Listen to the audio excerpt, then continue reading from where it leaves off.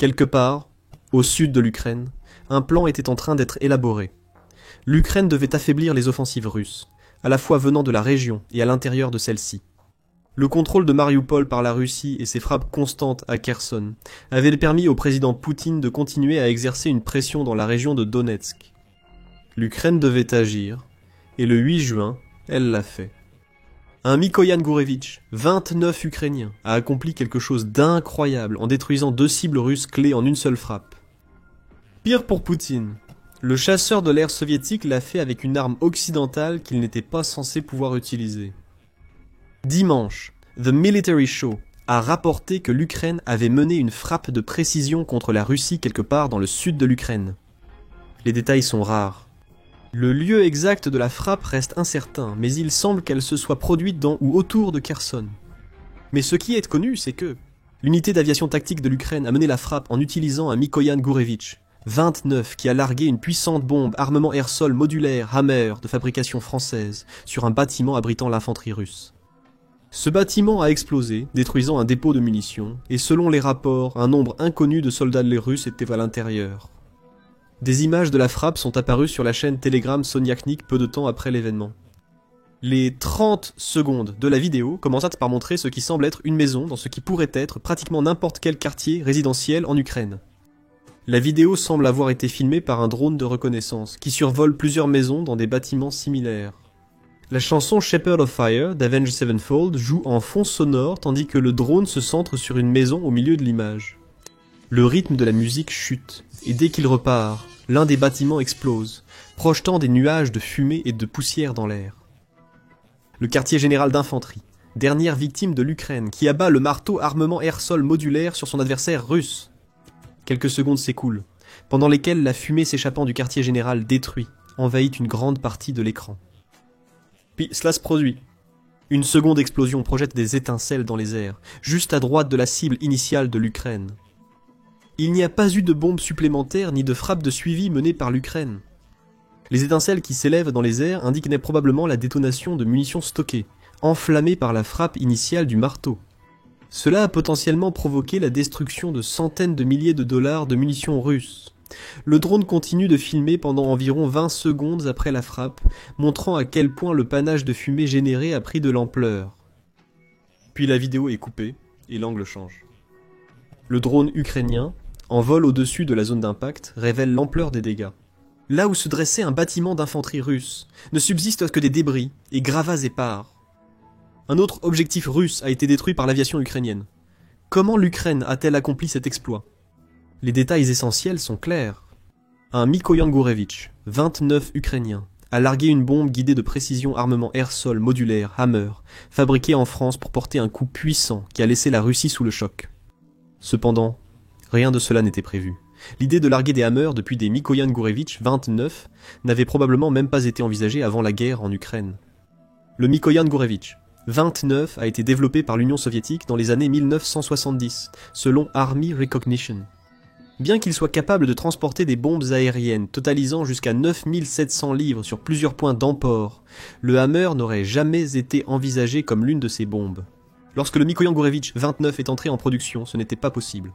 Le armement air-sol modulaire Hammer n'existait même pas avant 2007, année où il est entré en service pour la première fois dans l'armée de l'air française. Cela fait presque 4 décennies de différence entre la plateforme aérienne utilisée par l'Ukraine et la bombe larguée par cette plateforme. Bien sûr, le fait que des missiles fabriqués des décennies après l'entrée en service d'un avion soient compatibles avec cet avion n'a rien de nouveau. Les F-16 que l'Ukraine déploie ont été conçus à la fin des années 70 et peuvent, par exemple, tirer des missiles plus modernes. Qu'est-ce qui rend l'utilisation par l'Ukraine de la bombe armement air-sol modulaire Hammer sur son Mikoyan Gourevitch 29 particulière? Ce qui est intéressant, c'est qu'il s'agit d'une bombe occidentale larguée par un chasseur de l'époque soviétique. Comme souvent pendant l'opération militaire spéciale de Vladimir Poutine, l'Ukraine a trouvé un moyen de rendre quelque chose d'ancien à nouveau viable pour l'offensive, ce qui ne devrait pas arriver. En réalité, cela ne devrait pas surprendre Vladimir Poutine, que l'Ukraine largue des bombes armement air-sol modulaire depuis ses Mikoyan Gourevitch 29.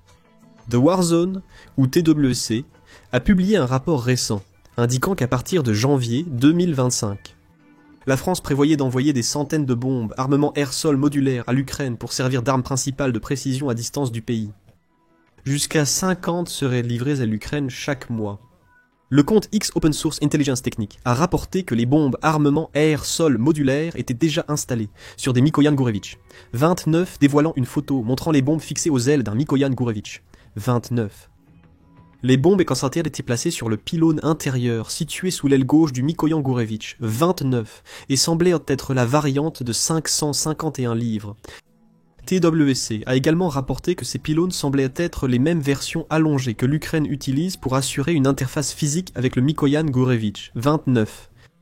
Un autre armement occidental est la Joint Direct Attack Munition américaine, une bombe guidée à longue portée, normalement incompatible avec le chasseur. TWC a également rapporté que parvenir à cette compatibilité ne devrait pas être si surprenant. Tout comme la JDAMR, le marteau armement air-sol modulaire est moins une bombe en soi qu'un kit de conversion utilisé pour transformer des bombes classiques en munitions guidées de précision. Ce point sera exploré plus en détail plus tard, lors de l'explication de pourquoi le marteau était l'arme idéale pour l'Ukraine dans sa dernière frappe en double. Bien sûr, installer des marteaux armement air-sol modulaires sur un Mikoyan Gourevitch 29 est une chose. Les utiliser en est une autre. Le premier indice que l'Ukraine tirait des marteaux armement air-sol modulaires depuis des Mikoyan Gourevitch 29 est apparu quelques semaines avant le premier rapport de TWZ. Sur la rive gauche du fleuve Dnipro se trouvait le village de Kozachi-Lahiri, niché dans la région de Kherson, en Ukraine. Cela semble avoir été la première cible des frappes ukrainiennes. Le 4 mars 2024, Open Source Intelligence Technique a partagé une vidéo de 20 secondes montrant un dépôt russe explosé dans le village. Avec cette vidéo, il y avait une photo d'un armement air-sol modulaire marteau avec une inscription ukrainienne sur le côté. L'Ukraine envoyait un message clair à la Russie dès mars 2024. L'Ukraine possède des armements air-sol modulaires marteau et elle sait comment les utiliser. Des images de mars 2024 suggéraient que l'Ukraine avait utilisé des armements air-sol modulaires marteau tirés depuis des Mikoyan Gourevitch 29 pour frapper durement la Russie. L'utilisation de ces bombes de précision a été pleinement confirmée en août de la même année. C'est à ce moment-là que l'Ukraine a publié sur Telegram une vidéo filmée depuis le cockpit d'un Mikoyan Gourevitch 29 montrant le pilote larguant un armement air-sol modulaire marteau. Les 9 secondes de séquence ne montrent pas grand-chose à part le marteau lancé avant de foncer vers sa cible, quelle qu'elle soit. Mais cela en montrait assez. La vidéo servait de confirmation, si besoin était, que l'Ukraine avait résolu le problème du marteau. Les Mikoyan Gourevitch 29 pouvaient tirer ses armes occidentales, et Poutine avait de quoi s'inquiéter. Depuis, l'Ukraine domine la Russie. Avançons jusqu'en avril 2025. Et Défense Express a rapporté un autre cas où l'Ukraine a utilisé des Mikoyan Gourevitch 29 pour larguer des marteaux AASM sur des cibles russes. Cette fois, l'Ukraine a frappé un poste de commandement de l'armée russe ainsi qu'une cachette de personnel militaire, détruisant 2 bâtiments à Kherson. Comme lors de la frappe du 8 juin, tout a été détruit une fois le marteau largué. Des images de cette frappe ont également été partagées sur YouTube par Militani. Les images semblent à nouveau avoir été capturées par un drone de reconnaissance. Tout d'abord, la vidéo montre un Mikoyan Gourevitch 29 Ukrainiens fonçant dans les airs avant que la caméra ne passe à un plan d'un grand bâtiment. La vue reste fixée jusqu'à l'impact de la bombe. Des nuages de fumée engloutissent alors la cible, tout comme ce qui s'est passé le 8 juin, alors qu'une autre installation militaire clé à Kherson est détruite. En réalité, Poutine aurait dû prévoir un événement comme celui du 8 juin. Un an auparavant, l'Ukraine équipait des marteaux armement air-sol modulaires sur des pylônes spéciaux de ces Mikoyan Gourevitch 29 avant de les tirer sur des cibles russes. La preuve que les Mikoyan Gourevitch 29 étaient capables de tirer des marteaux armement air-sol modulaires est arrivée en août. Et la frappe d'avril 2025 a servi d'avertissement à la Russie que l'Ukraine avait jeté son dévolu sur des installations militaires à Kherson. Poutine a ignoré l'avertissement. Maintenant, il vient de perdre une partie de son infanterie et un dépôt de munitions grâce aux bombes armement air-sol modulaires de l'Ukraine. Et ce n'est pas tout ce qu'il a perdu. Bien que le double tir effectué par le Mikoyan Gourevitch 29 ukrainien ait été la frappe la plus impressionnante réalisée par le pays le 8 juin, ce n'était pas la seule à toucher les installations russes de Kherson. Militani rapporte que l'Ukraine a également ciblé un poste d'opérateur de drone vu à la première personne russe dans la ville, juste un jour avant de détruire le bâtiment d'infanterie. Et une fois de plus, c'était un Mikoyan Gourevitch 29, armé d'un marteau armement air-sol modulaire. Le canal Telegram Soniachnik a partagé la séquence qui commence par un drone de reconnaissance ukrainien identifiant l'installation de drones. Ce qui semble être un soldat russe sort du bâtiment pour lancer un drone à vue à la première personne, ou vue à la première personne depuis la cour du bâtiment. C'était la confirmation nécessaire pour l'Ukraine. Ces opérateurs de drones auraient mené plusieurs attaques à Kherson avant que les Mikoyan Gourevitch, 29 Ukrainiens, ne les atteignent. Ils ne feront plus ça, tout comme le bâtiment d'infanterie, le dépôt de munitions et le poste de commandement que les Mikoyan Gourevitch, 29 Ukrainiens, ont détruit. Ce poste de commandement de drones n'est plus qu'un tas de gravats. Après le 7 juin, encore et encore, l'Ukraine largue ses bombes RR Semhammer sur les positions militaires russes. À chaque fois, la Russie peine à se défendre et semble souvent incapable d'arrêter les bombes entrantes. Pourquoi ? La réponse se trouve dans la véritable nature du RR Semhammer. Comme mentionné précédemment, ce n'est pas une bombe au sens strict du terme, mais plutôt le RR SM Hammer, comme le Joint Direct Attack Munitions et les kits d'ailes spéciaux que la Russie utilise pour créer ses bombes planantes. Il s'agit d'un kit spécial que l'Ukraine peut utiliser pour transformer ses stocks de bombes classiques en munitions guidées de précision. Militani fournit les détails de base, en notant que le RR SM Hammer est une amélioration principalement utilisée pour transformer les bombes occidentales à chute libre en armes de précision. Cependant, le RR SM Hammer ne s'arrête pas là. Contrairement au kit Joint Direct Attack Munitions américain, le kit Hammer dispose également d'un moteur fusée intégré qui augmente la portée des bombes qu'il permet de convertir. Cette portée étendue varie en fonction de l'altitude de lancement de la nouvelle bombe. Lorsqu'il est tiré à basse altitude, un armement air-sol modulaire Hammer peut parcourir jusqu'à 9,3 miles avant d'atteindre sa cible. Si le MiG-29S, utilisé par l'Ukraine, largue les bombes depuis une haute altitude, la portée s'étend à environ 43,4 miles. Plus de détails proviennent d'Army Recognition, qui indique qu'il existe des versions du kit armement air-sol modulaire Hammer, conçu pour des bombes lisses de 275, 551, 1102 et 2204 livres. Cependant, il n'est pas clair quelle variante l'Ukraine a utilisée pour sa frappe du 8 juin. Les premières images, sur lesquelles TWC avait fait un rapport en mars, semblaient y montrer une bombe de 550 et une livre attachée à un Mikoyan Gourevitch, 29. On peut peut-être supposer que l'armement air-sol modulaire Hammer utilisé par l'Ukraine pour détruire le bâtiment d'infanterie russe pesait le même poids. Il existe plusieurs versions de l'armement air-sol modulaire Hammer, chacune avec son propre système de guidage unique. Les détails restent inconnus. La variante SBU 38, qui a été la première à être conçue, utilise une combinaison de systèmes de positionnement global et d'un système de navigation inertielle pour atteindre sa cible. Cette version est déjà très précise. Elle a une erreur circulaire probable, ou cercle d'erreur probable de seulement 10 mètres. La variante SBU 54, développée ultérieurement, a gardé le système de positionnement global et le système de navigation inertielle en y intégrant un guidage infrarouge à l'armement air-sol modulaire. Cela lui permet de repérer et d'attaquer directement les sources de chaleur. Cette fonctionnalité permet aussi à l'utilisateur de télécharger une image de référence dans la mémoire du marteau, que le kit compare à sa zone cible pour garantir qu'il frappe la bonne cible. Utilisable de jour comme de nuit, grâce à ce guidage infrarouge, le SBU 54 réduit le cercle d'erreur probable à seulement 1 mètre. Et enfin, il y a le SBU 64, introduit en 2013. Cette variante ajoute un guidage laser aux capacités système de positionnement global et système de navigation inertielle du SBU 38, bien qu'elle perde le guidage infrarouge présent sur le SBU 54. Ce n'est pas grave. Le SBU 64 est conçu pour frapper des cibles mobiles que le SPICBU 54 ne peut pas gérer, ce qui lui permet d'être utilisé dans une plus grande variété de types de missions et d'environnements. La cercle d'erreur probable de 3,2 pieds sur le SBU 54 est également maintenue. L'Ukraine a probablement utilisé soit le SBU 38, soit le SBU 54 le 8 juin, car gaspiller un SBU 64 sur une cible stationnaire aurait été un gâchis d'une arme précieuse. Mais ce n'est pas très important.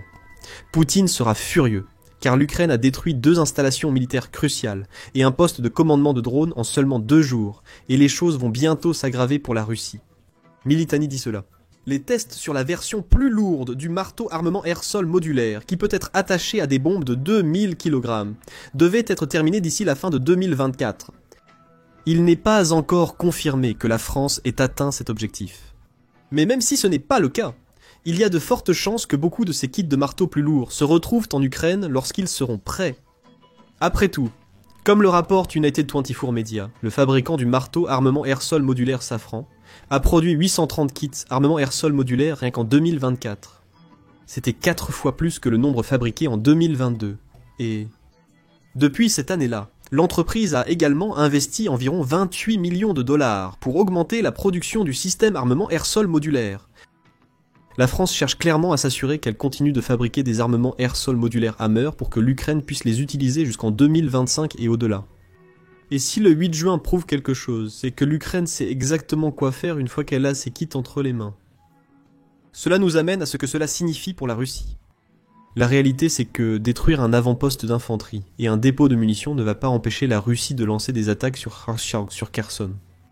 L'Ukraine n'a communiqué aucun chiffre, ni détail supplémentaire, ce qui signifie qu'on ne sait pas encore combien de soldats russes ont été tués, ni quel type de munitions le Mikoyan Gourevitch 29 a détruit.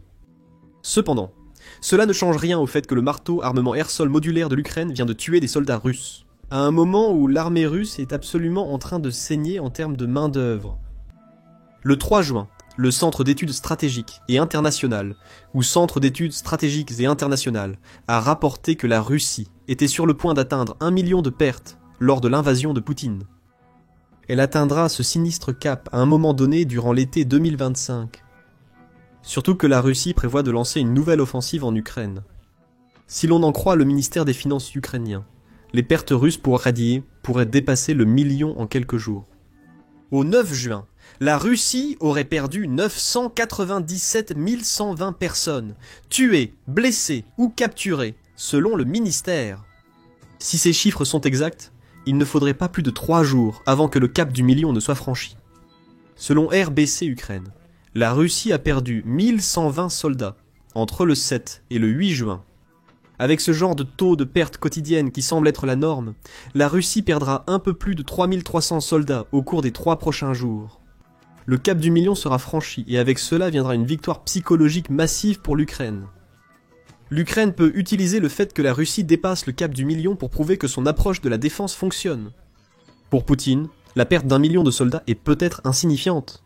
Il a prouvé à maintes reprises qu'il est prêt à envoyer ses troupes à l'abattoir pour gagner du territoire en Ukraine. Pourtant, perdre un bâtiment d'infanterie à cause d'une frappe de marteau armement air-sol modulaire le 8 juin signifie que d'autres corps russes se sont ajoutés au tas de plus en plus sanglants que Poutine a créé. Malgré l'indifférence de Poutine face aux pertes humaines dans son pays, il ne peut négliger leur impact en Ukraine. Comme le souligne le Centre d'études stratégiques et internationales, les récentes avancées de la Russie en Ukraine ont été aussi lentes que 50 mètres par jour au cours des 2 derniers mois. Réfléchissez à ce que cela signifie dans le contexte du taux de perte évoqué précédemment. La Russie perd plus de 1000 soldats par jour pour capturer moins de territoire que ce que les forces françaises et britanniques prenaient en chaque jour pendant l'enlisement.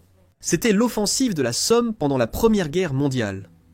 En prenant du recul, le Centre d'études stratégiques et internationales souligne également que les 1930 miles carrés d'Ukraine que la Russie a capturés en 2024 représentent non moins d'1% de l'ensemble du pays. Pour donner un contexte, la Russie a pris le contrôle de 46 300 miles carrés d'Ukraine lors de l'invasion initiale de Poutine. Pire encore pour Poutine, la contre-offensive ratée de l'Ukraine en 2023 a tout de même permis de reprendre 19 305 miles carrés. Le Centre d'études stratégiques et internationales affirme que, du point de vue de la conquête territoriale, l'année 2024 de la Russie ne peut être considérée que comme un échec massif. Et cela ne fera qu'empirer lorsque l'Ukraine lancera des bombes armement air-sol modulaires depuis des Mikoyan Gourevitch 29 directement sur les bâtiments d'infanterie russes. Chaque jour qui passe, la Russie s'affaiblit en tant que force offensive. Ces vétérans sont tués par des attaques comme celles qui ont eu lieu les 7 et 8 juin. Ils sont remplacés par des réservistes et des conscrits qui ont à peine le temps de réaliser qu'ils sont en Ukraine avant d'être bombardés. Forbes a rapporté en novembre 2024 que l'espérance de vie moyenne d'un soldat russe est désormais d'environ 1 mois. Ce n'est pas tenable, et à chaque attaque comme celle du 8 juin, l'Ukraine gagne plus de poids face à la Russie. Cela ralentit les avancées de Poutine. Cela crée des opportunités pour des contre-attaques, et cela oblige Poutine, encore et encore, à trouver des remplaçants pour les soldats qu'il perd. Le 8 juin n'était qu'un exemple d'un problème bien plus vaste auquel Poutine est confronté alors que sa guerre s'éternise jusqu'en 2025, à mesure qu'il perd de plus en plus de soldats. L'Ukraine continue de démontrer sa capacité à innover et à optimiser les technologies soviétiques et les munitions occidentales pour infliger des dégâts aux forces russes. Les Mikoyan Gourevitch, 29 Ukrainiens, vont probablement frapper à nouveau, avec leur marteau armement air-sol modulaire. Et il semble que la Russie puisse faire bien peu de choses à ce sujet. Le 8 juin a été une nouvelle victoire pour l'Ukraine contre la Russie. Une double victoire pour l'Ukraine, qui a détruit 2 installations russes clés. Mais ce n'est qu'un autre exemple des frappes qui continuent de venir de l'Ukraine. Maintenant, regardez notre vidéo d'il y a quelques jours qui révèle comment l'Ukraine a également effacé une base de missiles Iskander russe de la carte. Et n'oubliez pas de vous abonner à The Military Show pour plus de vidéos couvrant les derniers développements de la guerre en Ukraine.